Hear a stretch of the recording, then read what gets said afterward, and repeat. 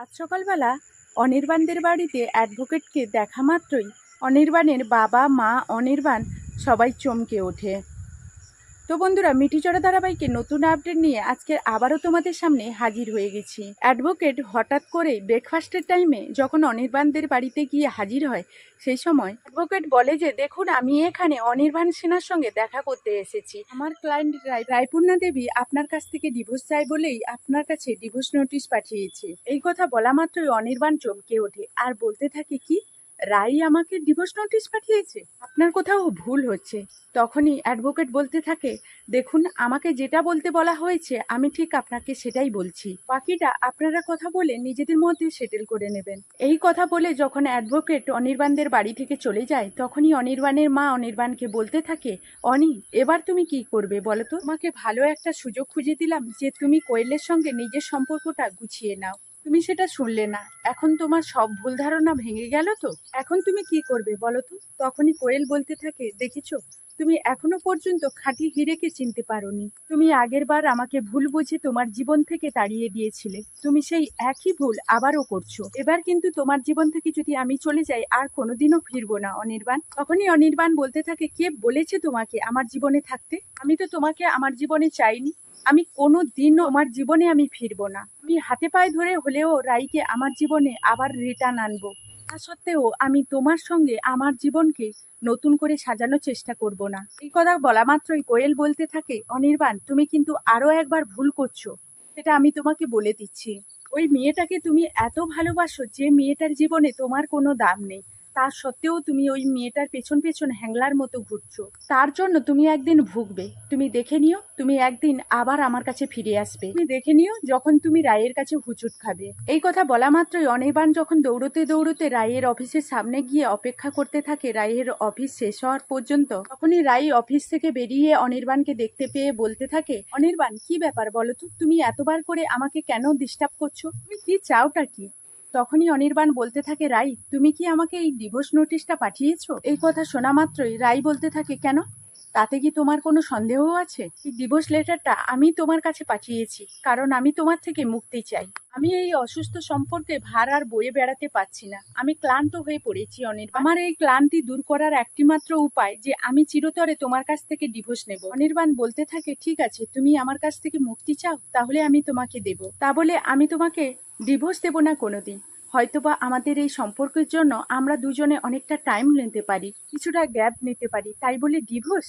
এটা অসম্ভব। এখন অনির্বাণ বলতে থাকে, কোনো মতে তুমি সূর্যের সঙ্গে আরো একবার সম্পর্কটা গুছিয়ে নেওয়ার কথা তো ভাবছো না আমাকে ডিভোর্স দিয়ে? কারণ এরকমটা তো হতেই পারে, কারণ আমি সূর্যের মুখ থেকে শুনেছি ও শীঘ্রই নীলুকে ডিভোর্স দিতে চলেছে। ওদিকে সূর্য ডিভোর্স দিতে চাইছে নীলুকে, আর তুমি চাইছো আমাকে ডিভোর্স দিতে। তাহলে তোমাদের দুজনের এই মন্তব্য কি আমার মেলে যাচ্ছে? এই কথা শোনা মাত্রই রাই বলতে থাকে, তোমার মন থেকে কোনোদিন এই নোংরা মানসিকতাটা যাবে না, আর আমাদের সম্পর্ক কোনোদিন সুস্থতা পাবে না। তাই আমি তোমার সঙ্গে ডিভোর্সের সিদ্ধান্তটা নিয়ে যে ভুল করিনি সেটা তুমি আরো একবার আমাকে বুঝিয়ে দিলে অনির্বাণ।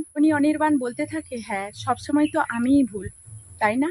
তো বন্ধুরা, এই ছিল মিঠিচড়া ধারাবাহিকের নতুন আপডেট। এই ধরনের নিত্য নতুন আপডেটগুলো পেতে আমার ভিডিওর সঙ্গে থাকো। তো বন্ধুরা, প্রতিদিনই মিঠিচড়া গল্পের সঙ্গে সঙ্গে আমি আমার ডেইলি লাইফস্টাইল ব্লগ শেয়ার করি। প্লিজ আমার ব্লগগুলো দেখে আমার পাশে থাকবে। চলো এখন আমার ব্লগ ভিডিওর সঙ্গে কি করি না করি দেখতে থাকো।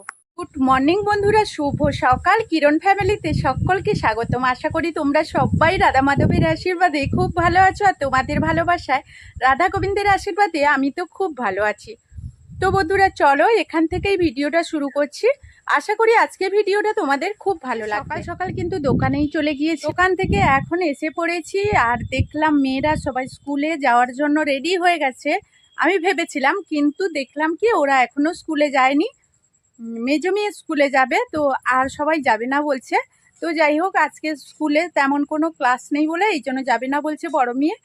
এই কারণে তো কিরণ সোনা ছুটতে চলে গেল। ওর বাবা যেই দোকানে এসছে, আমি তো চলে এসছি বাড়িতে, তো আমার সঙ্গে চলে এসছিল, তো আবারও ছুটে চলে গেল। এখন কিন্তু দুটো খেতে হবে। কিরণের বাবা কিন্তু খেয়ে চলে এসছে, আমরা তো এখনো খাইনি, তাই খেতে হবে। আমি বড় মেয়ে এখন খেয়ে নেব, তো দু ছোটরা খেয়ে নিয়েছে। খেয়ে নিচ্ছি, সঙ্গে একটা কাঁচা লঙ্কা নিয়ে নিয়েছি। কাঁচা লঙ্কা না পেলে খাওয়াটা জমে না। তো আজকে পেঁয়াজ নিচ্ছি না, কারণ বাড়িতে নিরামিষ, তো এই কারণে খেয়ে নেব এখন। আর ওইদিকে রান্না বান্নার কাজেও এগিয়ে যাচ্ছি। এইদিকে এই যে দেখো দুধ দুয়ে নিয়ে চলে এসেছি। দুধ অনেকে দেওয়া হয়ে গেছে, আরও দিতে বাকি আছে। আর ওইদিকে রান্নাবান্নার কাজেও এগিয়ে যাচ্ছি। খাওয়া দাওয়ার পর দোকানে চলে গিয়েছিলাম, তারপর বাড়ি ফিরে দেখলাম মেয়ে রান্না করেছে। তো আজকে তো সোয়াবিনের রান্না করেছি, সোয়াবিন আলু আর দই দিয়ে এই রেসিপিটা করেছি। তো যাই হোক, রান্নাটা কমপ্লিট হয়ে গেছে। এখন কিন্তু কিরণ সোনাকে নিয়ে চলে আসব, আর কিরণ সোনাকে নিয়ে স্নান করিয়ে আমরা সবাই এখন খেয়ে নেব। আর শুধু সোয়াবিন তরকারি আর ভাত হয়েছে, আজকের কিন্তু আর কিছু রান্না করেনি মেয়ে। আমি দোকানে ছিলাম, ও একা একা আর পারেনি, তো এইটুকু করেছে যে আমার কাছে অনেক। তো বন্ধুরা, এখন সারাদিনের পর চলে এসেছি। তো ছেলে একেবারে খুব দুষ্টুমি শুরু করেছে। তো সন্ধেবেলায় এলাম, সকাল থেকে তোমাদের সামনে কোনো ভিডিও নিয়ে আসতে পারিনি। আজকের বাজার বার ছিল আর দোকানে একটু ব্যস্ত ছিলাম। তারপর একটু এসে খাওয়া দাওয়া করে চলে গিয়েছিলাম। মানে মেয়েই রান্না করেছিল, দেখিয়েছিল, সোয়াবিনের ঝোল আর ভাত হয়েছিল। তো এখন বাজারে গিয়েছিলাম, আর বাজার থেকে নিয়ে এসেছি, শসা নিয়ে এসেছি, পেঁয়াজ আর আলু নিয়ে এসেছি। আর সেরকম কিছু নিয়ে আসিনি, আর টমেটো নিয়ে এসেছি। তো এখন এই যে মেয়েরা নিয়ে এসছে সিঙ্গাড়া। তো সিঙ্গাড়া দুটো আছে, তো সিঙ্গাড়া দিয়ে আর শসা কেটে লঙ্কা দিয়ে সবাই মুড়ি খাবে। মুড়িটা মাখাচ্ছে, এখন সবাই মুড়ি মাখাচ্ছে। সবাই বলতে মেজো মেয়ে আজকের মাখাচ্ছে মুড়িটা। তো কেমন মাখায় দেখি, তারপর আমিও নিজে খাবো। এই যে এখন মুড়ি মাখানো হয়ে গেছে, কাঁচা পেঁয়াজ আছে, শসা আছে, সস আছে, আর আছে সিঙ্গাড়া। তো এইগুলো দিয়ে এখন একটা কাঁচা লঙ্কা দিয়ে আমরা খেয়ে নেব। তো বন্ধুরা, আজকে চলে এসেছি কিন্তু সন্ধেবেলা গোলা রুটি করব, তার জন্য আটাটা মেখে নিচ্ছি।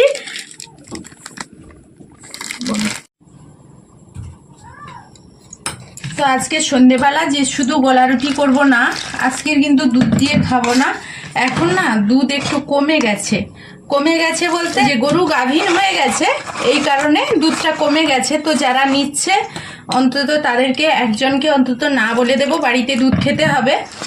আর আজকে শুধু গোলা রুটি করব না, দুধ থাকলেও আজকে কিন্তু তরকারি করব। তো একটা ডালের রেসিপি বানাবো, যেটা করব তোমাদের সঙ্গে শেয়ার করব। মানে ডালটা যে বানাবো সেটা হয়তো শেয়ার করতে পারবো না, কিন্তু তৈরি করে নিয়ে তোমাদের দেখাবো। আজকে সারাদিনই তেমন কিছু ভিডিও তোমাদের সঙ্গে শেয়ার করতে পারিনি, কারণ দোকানে ব্যস্ত ছিলাম, একটু আগে তোমাদের বললাম। তো রুটিটা আরও এখন অনেকটা রাত হয়ে গেছে, আমাকে এইগুলো তৈরি করে আবারও আমাকে যেতে হবে। আজকে একটু বিদ্যাপীঠে যাব, আর কয়েকদিন না মেয়ের কিছু ওই যে কাগজপত্র নিয়ে ওর মানে, আর তারপরে স্কলারশিপ এইগুলো নিয়ে বিভিন্ন একটা সমস্যায় পড়েছি, নানান সমস্যায় পড়েছি। রোজ রোজ এই কয়েকটা দিন যে ছুটতে হচ্ছে, আর কবে যে এই সমস্যার সমাধান হবে। আজকে দুপুরে গিয়ে ও একটা সমস্যার সমাধান করে এসছে, এখনও আরও একটা সমস্যা।